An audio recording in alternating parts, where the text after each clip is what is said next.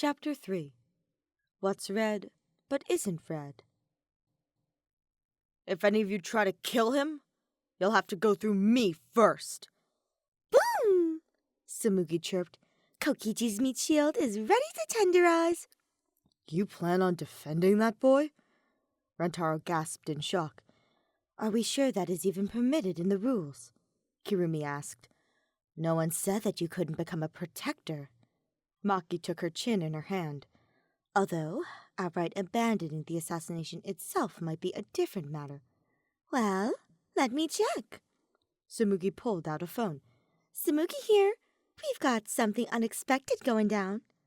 She paused and nodded a few times. Then hung up. Don't know why, but he's got the okay, no problem.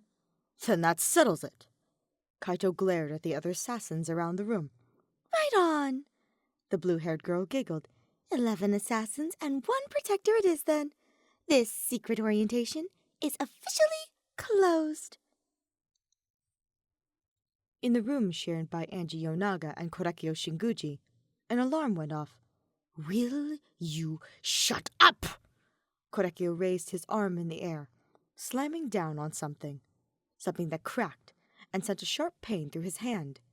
His eyes snapped open, and he jerked his hand back with a yelp. Angie shut up with a gasp. Turns out, the thing he'd smashed his hand down on was a pair of glasses. Do you always smash your alarm clocks? The white-haired assassin blinked and held her shattered lenses up to the light. My apologies, Angie. Korekio pressed his hands together. I have severely messed up. Apparently I can neither tell left from right at this hour. That's a weak excuse. Angie smiled at him, with a twinkle in her eye. But no worries. Atua has blessed me with the foresight to pack a spare pair. She opened a nearby case. Empty. That's weird. Is something missing? Well, I also have a spare for my spare. She picked up another one, only to find that one empty as well. Huh? They're gone. Could this be a part of Atua's divine plan?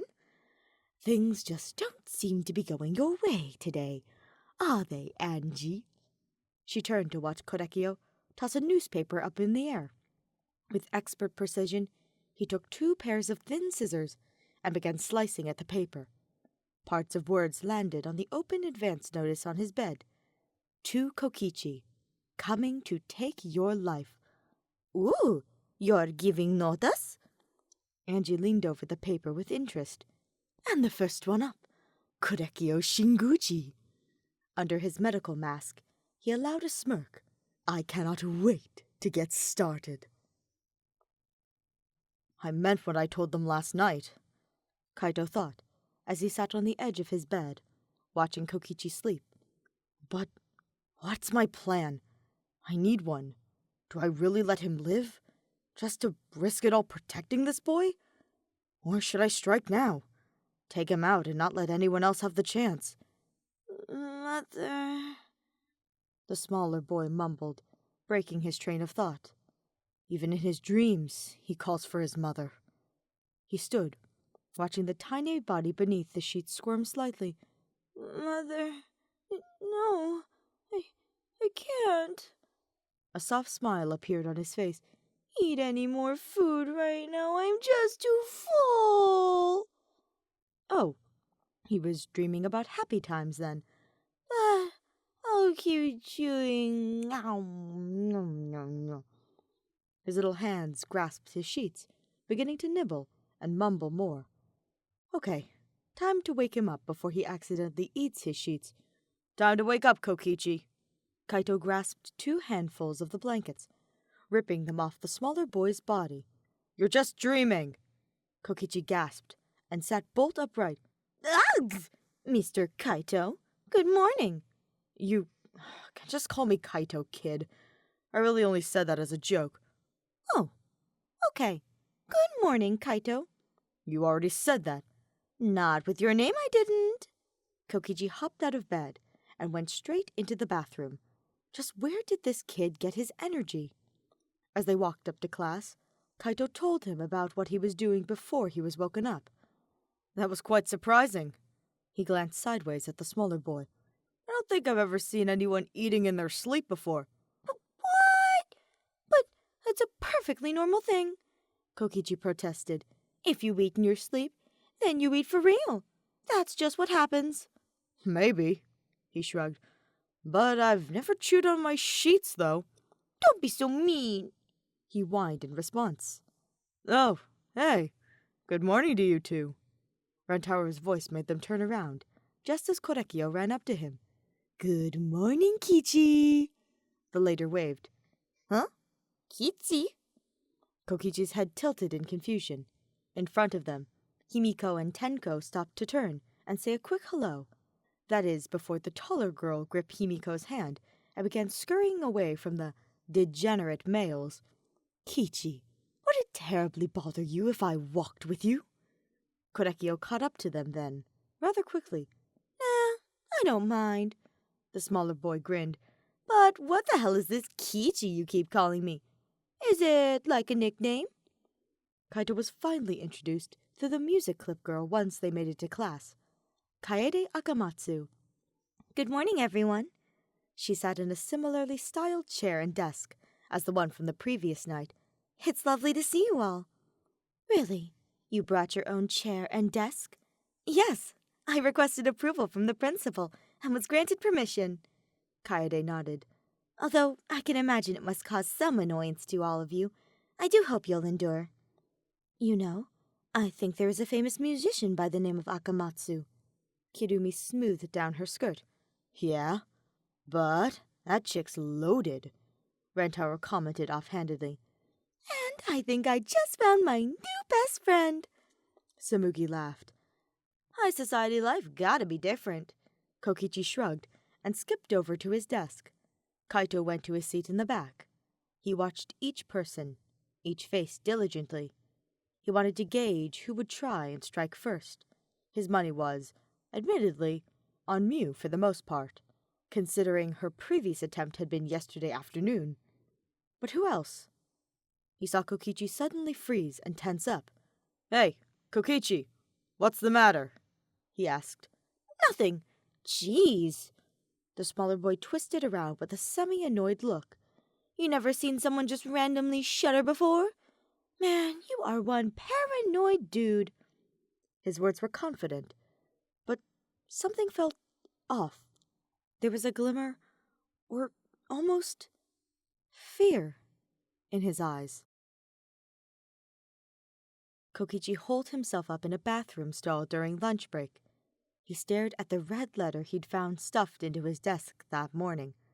To Kokichi, coming to take your life. No one is going to die for me anymore, he growled. He can't know. I will survive this on my own. Kaito got another riddle from Kaiba. What is red, but is not red? Great. Another uselessly vague one. Mr. Naegi took them to some huge greenhouse on campus. Today, our first biology lesson for the complete class black is textbook free, he said, like this was supposed to be exciting. For normal students, he guessed it would have been. This place has a botanical garden? Tanko stared at her surroundings with wide eyes. Guess the school's loaded too. Rantaro shrugged. Miss Yonaga. Mr. Naegi gestured towards the white-haired assassin, clearly missing the glasses that had adorned her face the day prior. Can you see okay without your glasses? Everything's a bit blurry, but I will be just fine. I have the guidance of Atoa to show me the way. She clapped her hands together with a smile. The repairs will take until tomorrow.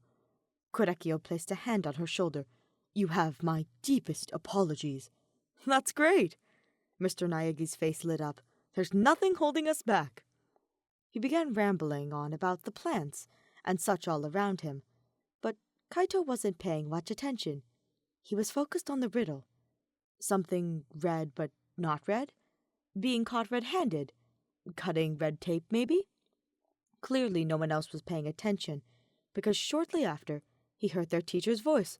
Well, excuse me, class. Sorry if you find the subject of biological botany boring. Mr. Naegi did his best to look cross. But plants aren't the only alive thing here. There are plenty of insects and types of birds living in this habitat as well, you know. A bird warbled in the distance. He stopped instantly. The bull! Did you hear it? The entire class looked at him strangely. No, not an actual bull. I meant the bullfinch. He chuckled. Calm down. It's just a bird, and that's no bull. He began to laugh at his own joke. Bull. A lie. Maybe that was it. A bloody lie. Kokichi began tapping at his student handbook. When he looked over at Korekio, he could see him doing the same thing. Okay, what are they up to? The class ended, and they were being released for lunch. Man, I'm starving, Rantaro groaned, holding his stomach. I really hope today's special is something good. It's Chinese with all the fixings. Samuki pointed her finger in the air. Chinese food, huh? Korekio hummed. It has been a while. Sweet and sour pork does sound quite delicious. Yeah, but I'm not really a fan of the pineapple and sweet and sour pork. Kokichi lazily waved a hand. Wait, you as well? The masked boy stopped in his tracks. I have to say, I like pineapple on its own, but in sweet and sour pork, I find it has no place. I know, right? If you don't mind me asking, which do you prefer, rice or bread? Pfft, easy. Rice, duh. Well, this is quite a coincidence. I prefer rice as well. Wow, never thought I'd have so much in common with someone like you. Korekio? Kaito frowned, seeing the ruse a mile away. Why don't you stop being a bother? Whatever is the matter? Korekio blinked at him in a way that conveyed he didn't understand, or at least was pretending not to. We are simply getting to know each other. Correct me if I'm wrong, but I feel that Kokichi and I have really hit it off, as you might say. Just hit it off? Like he was buying that. Right. Well, it's true. Our birthdays just so happen to be a day apart. Kokichi smiled broadly. It's actually kind of cool. I've never had so much in common with someone before. His headache came back. It's basic similarity attraction, Himiko yawned as she watched the conversation unfold. Don't you think so? People feel closer when they truly believe that they're alike. Very true, Tenko nodded. So you also see through his lies. That's so cool, Himiko. Yeah, not really that cool. The smaller girl rubbed her eyes. His eyes give him away. This is nothing more than a ruse. She stopped and looked upwards. But I would also pick rice over bread. Yeah, me too. You really believe your birthdays are that close? As soon as Kaito and Kokichi got back to their dorms, he began questioning the smaller boy. He's lying through his teeth, and you don't get that. Of course I know that. Kokichi frowned at him. I told you before, I'm not that stupid. Then why don't you call him out on it? Because, well, maybe he really wants to be my friend. But he doesn't know how to do that without lying. That's freaking ridiculous. Kaito sliced the air with his hand. They're all assassins. How could you not realize that? Your life is in danger here. He sighed and straightened. All right, here's what you need to know. Class Black's rules. They'll grant any wish to the winner, the student who successfully assassinates you. An advance notice will be given to you, and within 48 hours, an attempt will be made on your life. Kokichi froze, eyes widening. It looked like he was remembering something. Then he looked down, bangs falling to cover his eyes. But you said that you wanted to protect me, right? Korekio, he might also want to. His shoulders rose to reach his ears. And not just him. If I can get everyone in class to be friends with me too, well, then no one has to die. And then we can all graduate from Class Black together. Korekio was out in the botanical gardens, watching a butterfly feed on a flower. He picked the insect up by its wings, little legs squirming fruitlessly. Then he placed it on a nearby spider's web. He'd rushed to his cheeks, watching the spider crawl over to its prey. So, you sent your advance notice. Samugi's voice came from behind him. He stood and turned around. You and I need to discuss your reward in the event that you succeed. To put it simply, I want serial killer's insurance. The corners of his eyes crinkled. The heck is that? The blue-haired assassin laughed.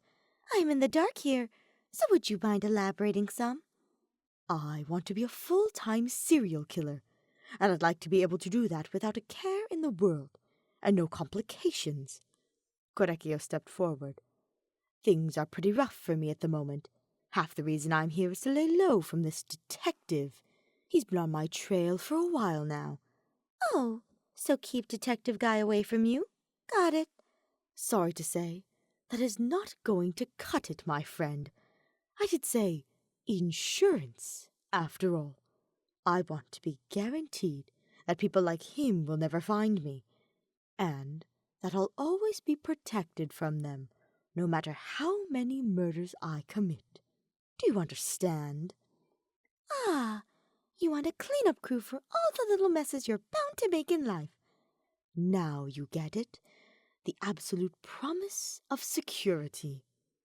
A thin smile stretched his lips, even if Samugi couldn't see it. I mean, I don't believe I'm asking for a lot. At breakfast the next day, there was a tense atmosphere between Kaito and Kokichi. They stayed mostly quiet, until finally the smaller boy broke it. Hey, are you still mad at me? He leaned on his elbow, with his hand squishing his cheek. I'm not mad at you. Just disappointed. That's all. Kaito took a bite of curry. What are you? My dad? No, I'm your protector. Same thing to some people. Please, shut up and eat your food. Aye, aye, Captain. They entered the classroom to see Korekio talking with Shin? Or Shuichi, since it was daytime. Yo, what you talking about? Kokichi waved as he walked to his seat. We were just talking about your cell phone straps. Korekio held up his. We both agree that they're quite adorable. I should get you something in return. Nah, you don't have to do that. I only made 'em 'cause I got bored. Kaito narrowed his eyes at the masked assassin. Just what was his game? Later that night, he was hanging around the school, texting Kaiba his report. No movement today. If he were to fight somebody, how would he report that? He hadn't received a notice yet, so he was safe for now. His thumb stopped over the send button. Wait. What if he'd already received one, but just hadn't told him? He'd reacted strangely when he told him about the rules. Maybe that was why. Kaito began running. Korekio and Kokichi sat side by side on a bench, just talking about the day. Wow, Kichi. I have to say, you are quite amazing. The masked boy's eyes closed, in that way to let him know he was smiling. Kokichi could only giggle nervously in response. Oh, that reminds me. He turned and picked up a bouquet of yellow flowers. Here, I got these for you. Oh, they're beautiful. A warm smile formed on his face. I'm happy you like them. I admit, I was a bit worried you wouldn't. Once Kaito sees these, I'm sure he'll realize how wrong he's been about you. Don't trouble yourself with him. He leaned close. Almost too close. Just us. It's nice having you all to myself for a change. What? The smaller boy felt his cheeks heat up. Korekio, wait. You don't feel uncomfortable without him here to protect you from the assassins, do you? He asked. He couldn't stop the slight widening of his eyes in shock. He didn't expect him to be so blunt about it. Korekio sighed and backed off. It'll be okay, because I can protect you as well. He turned, with his eyes shut. Someone gave you an advanced notice yesterday. How do you know about that? Kokichi glanced nervously at the boy next to him. I know who it came from.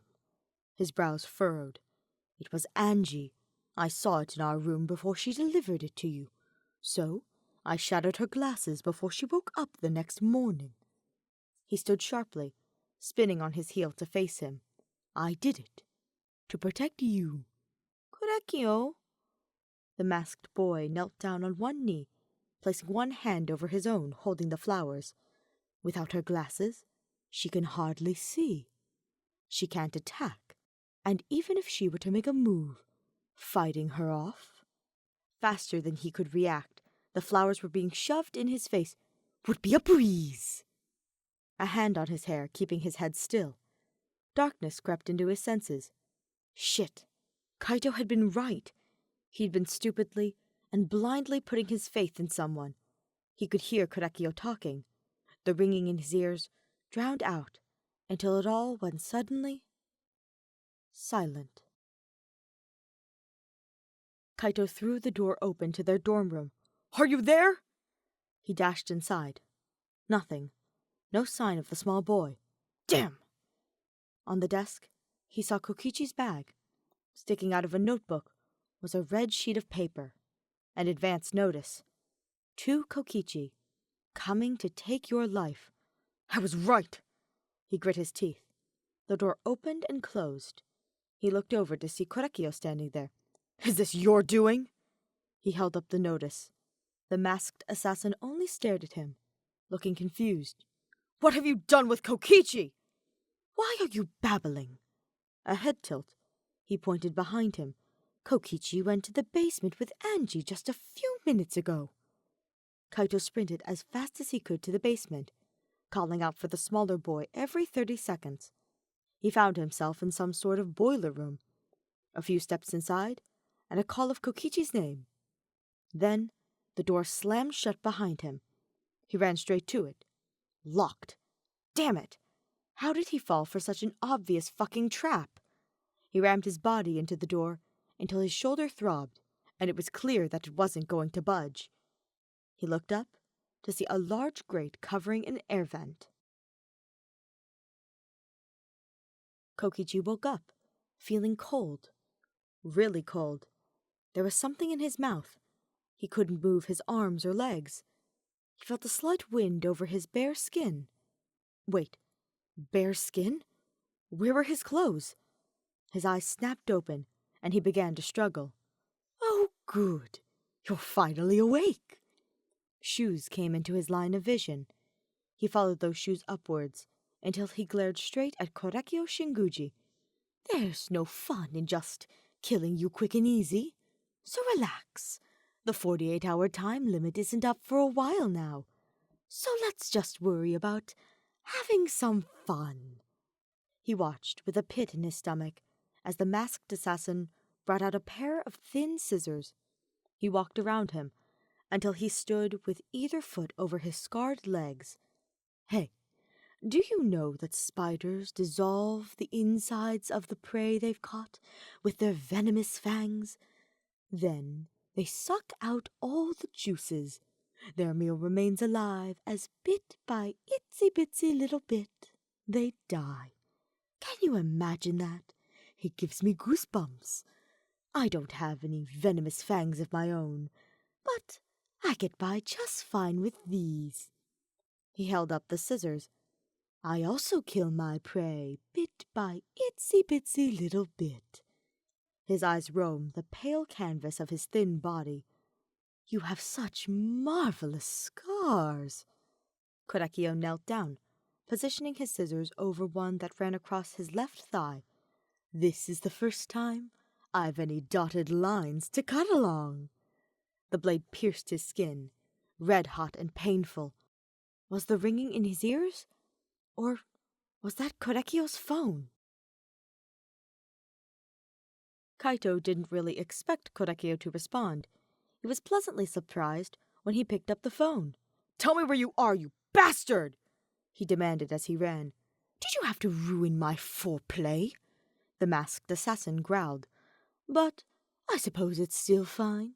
Your precious Kokichi is going to die bit by itsy-bitsy little bit. In the background, he could hear the smaller boy's muffled cries of pain. "Kokichi! Let him go!" he shouted. Oh no, that doesn't sound like any fun at all. He heard a grunt of pain and the sound of the phone hitting the ground. What just happened? Did Kokichi fight back? Did someone else intervene? You're not going to get away from me. So, maybe Kokichi did defend himself. That would buy him enough time to figure out where the hell they were. Tell me, where are you? Kokichi! A familiar sound floated through the speakers. A bird's whistle. A specific bird that Mr. Naegi gave a long-winded speech about. The bullfinch! The botanical garden. That's where they were. He made a beeline for it, bringing out his gun. He slipped into the building quietly. He stumbled upon Korekio, standing over Kokichi, with large, saw-like blades in his hands. The smaller boy was dressed only in his boxers, revealing more scars along his legs. Kaito took aim at Korekio, the masked assassin, only moving just in time to cause his bullet to scrape his cheek. He turned to him, with rage in his eyes. "Just butt out!" he screamed as he lunged for him. He swiped at him several times, the last one catching his gun and tossing it out of his hand. He backed off and reached for the knife behind his back. Korekio forced him to the ground, making him use his knife to hold off one of the saw blades, while the other moved dangerously close to his eye. Suddenly, his mask was jerked down, and a couple yellow flowers were forced against his mouth and nose by a small, pale hand. Korekio's eyes rolled into the back of his head, collapsing off to the side. Kaito stared at Kokichi's shaking figure. The moonlight bounced off his skin, giving him a ghost-like appearance, the blood running down one of his legs being no help in that regard. The taller boy stood, taking off his coat and wrapping it around his shoulders. Kokichi threw his arms around him again, little form trembling. "You were right. You were right. I shouldn't have trusted him," he gasped. "It's all right." Kaito lifted him into his arms, letting him link his own around his neck. "I got you now. You're safe." "Thank you, Kaito." "Don't thank me yet. This is just the beginning."